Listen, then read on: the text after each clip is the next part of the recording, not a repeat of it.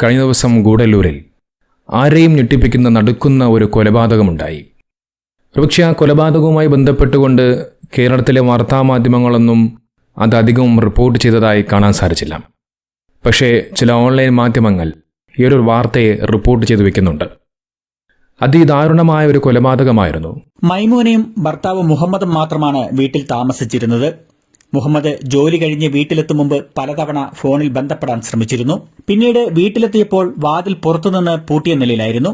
തുടർന്ന് അയൽവാസികൾ ചേർന്ന് വാതിൽ തകർത്ത് ഉള്ളിൽ പ്രവേശിച്ചപ്പോൾ അടുക്കളയിൽ കഴുത്തറത്ത നിലയിൽ കൊല ചെയ്യപ്പെട്ട മൈമൂനയെയാണ് കണ്ടത്. 6 പവൻ സ്വർണ്ണാഭരണങ്ങളും നഷ്ടപ്പെട്ടിട്ടുണ്ട്. ഈ സംഭവത്തോടെ പ്രദേശത്ത് വലിയ ആശങ്കയാണ് ഉണ്ടായിരിക്കുന്നത്. പ്രതികളെ ഉടൻ പിടികൂടണമെന്നാണ് നാട്ടുകാരുടെ ആവശ്യം. ദേവാല ഡിവൈഎസ്പി ജയപാലന്റെ നേതൃത്വത്തിലുള്ള പ്രത്യേക പോലീസ് സംഘം തെളിവുകൾ ശേഖരിച്ച് അന്വേഷണം ആരംഭിച്ചിട്ടുണ്ട്.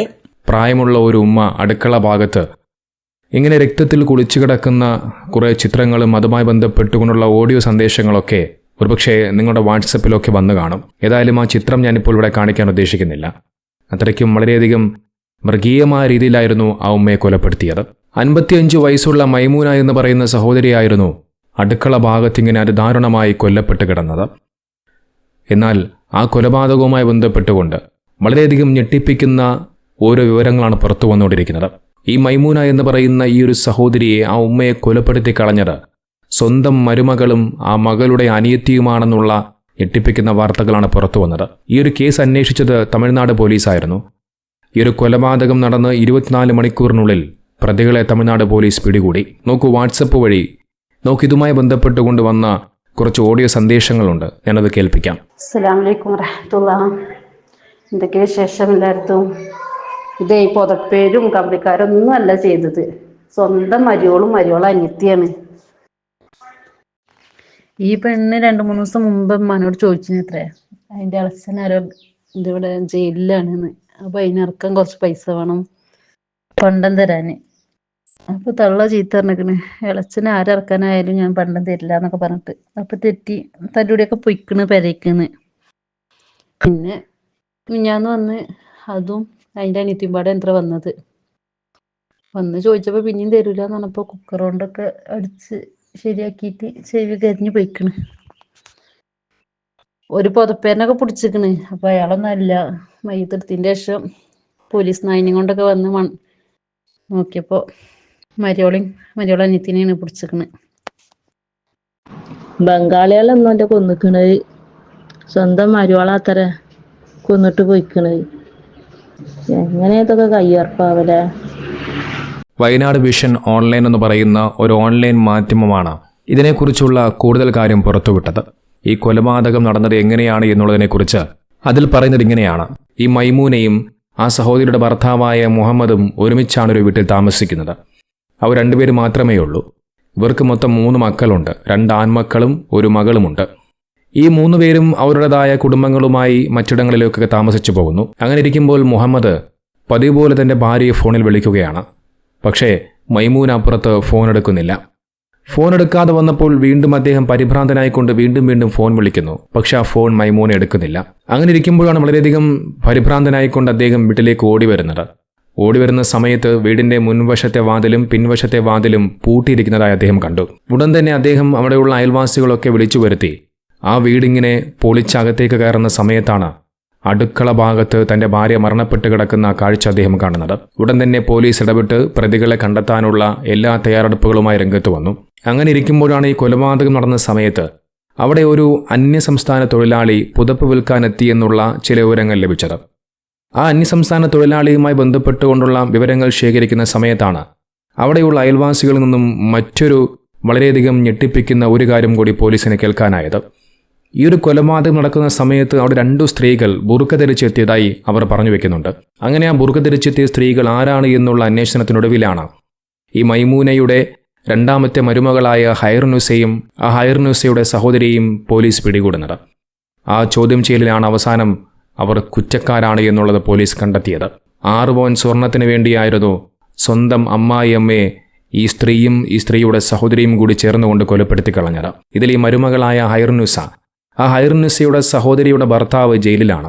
കഞ്ചാവും മയക്കുമരുന്നും കൈവശം വെച്ചതിന്റെ പേരിൽ ഈ ഹൈറുനിസയുടെ സഹോദരിയുടെ ഭർത്താവിനെ ജയിലിലടച്ച സമയത്ത് അവനെ പുറത്തു കൊണ്ടുവരുവാൻ വേണ്ടി പൈസ അത്യാവശ്യമായിരുന്നു.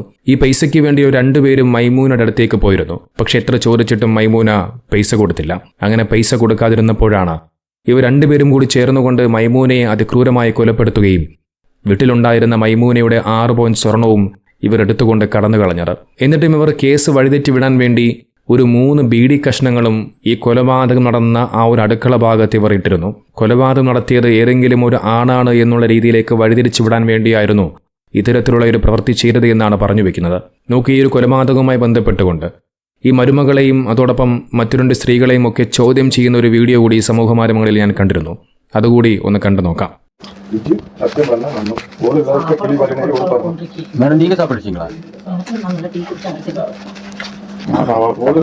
പറഞ്ഞു.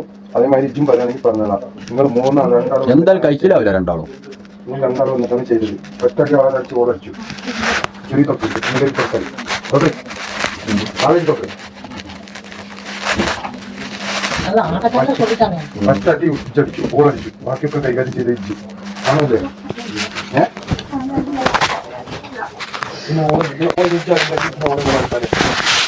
അങ്ങനെ കൊണ്ട് കൊടുക്കണം എന്നുള്ള ഓൾക്ക് ആഗ്രഹമുണ്ടോ? ഓട് കൊടുക്കണമെന്നുള്ള ആഗ്രഹം ഉണ്ടോ? ഉണ്ടോ? അല്ലെങ്കിൽ പിന്നെ ബൈക്ക് ഉണ്ടാക്കുമ്പോൾ വൈരാഗ്യം ഉണ്ടാക്കണം. അയാൾക്ക് എന്നിട്ട് പിന്നെ കൊടുക്കണം. മാഡം നീ സാപ്പിടുക്കും മാഡം, എല്ലാം പാടും.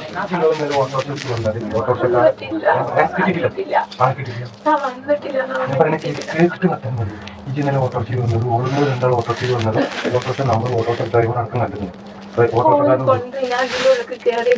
തെളിവ് തരാണെങ്കിലും ഞങ്ങൾ പറയുന്ന മനസ്സിലായി, പോലീസുകാർ പറയുന്ന മനസ്സിലായി, ഞങ്ങൾ പറയുന്ന മനസ്സിലായി. അതിനൊക്കെ കേറിയിട്ടില്ല കാക്ക. ഞങ്ങൾ കാല് മുടിച്ചു ചെയ്തിട്ടില്ല. എന്തിനും പാടത്തിലോ ഇത് സോപ്പ് തട്ടിയത് നിങ്ങൾ പല്ല് തട്ടിയത് ഏത് ലാബിൽ പറയുകയാണെങ്കിലും ഞാൻ നിങ്ങൾ പറയുന്നത് ചെയ്യാം മാഡം. നിങ്ങൾ പോയി ടെസ്റ്റ് ചെയ്തോളി മാഡം. ഞാൻ ചെയ്യാൻ വരുന്നില്ല ഞാൻ പറഞ്ഞിട്ടില്ല.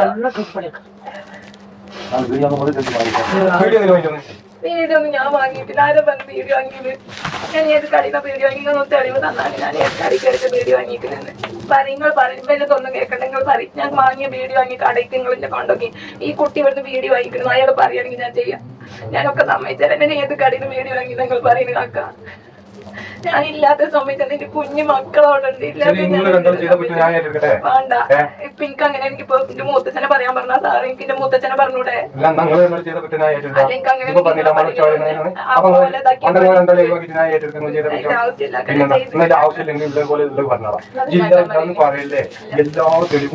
തെളിവുണ്ടെങ്കിൽ കൊണ്ടേക്കോളി. തെളിവുണ്ടെങ്കിൽ നിങ്ങൾ ജയിലിക്കല് കൊണ്ടോട്ടി ഞാൻ വരാൻ റെഡിയാണ് കാക്ക.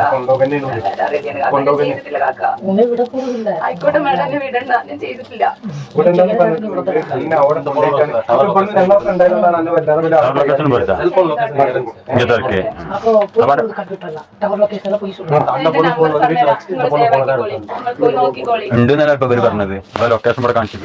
കാണിച്ചോട്ടെ. ഞാൻ ചെയ്തിട്ടില്ലെങ്കിൽ എന്റെ നമ്പർ സ്ഥിരമായിട്ട് ഞാൻ യൂസ് ചെയ്യുന്ന നമ്പറിന് ഞാൻ ആക്കിയിട്ട് ഫോൺ ചെയ്തിരിക്കുന്ന ഏത് ലൊക്കേഷനാണ് നിങ്ങൾക്ക് നിങ്ങൾ നോക്കിക്കോളി. നോക്കിയിട്ടല്ല പറഞ്ഞേ. പിന്നെ എന്തിനാ മാഡങ്ങളോട് എത്തിക്കണേ?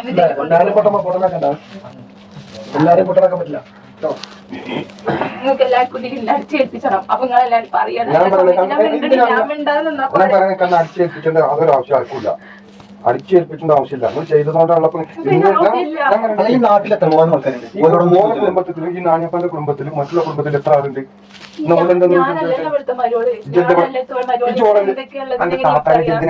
ഞാൻ വന്നിട്ടില്ല. ഞാൻ താത്താനെ കൂട്ടിട്ട് വന്നിട്ടില്ല. ഞാൻ ഇതിന്റെ ഉള്ളിൽ കയറി തെളിവ് നിങ്ങൾ തന്നെ നിങ്ങൾ പറയുമ്പോൾ ഞാൻ ചെയ്യാം. ഞാൻ ഇതിന്റെ ഉള്ളിൽ കയറി തെളിവ് വീഡിയോ കാണിച്ചു തരികയാണെങ്കിൽ എനിക്ക് കാണിച്ചാൽ നിങ്ങൾ കോർട്ടിൽ പ്രൊഡ്യൂസ് ചെയ്യും.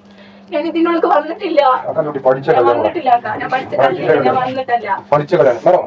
കൊണ്ടുപോയിട്ട് നീங்க என்ன பண்றது பண்ணிக்கீங்க. நான் சொன்ன மருந்து இருக்குல்ல போட்டுருங்க. வேணா நான் கொண்டாந்து தரேன் நம்ம வீட்டுல இருக்கு.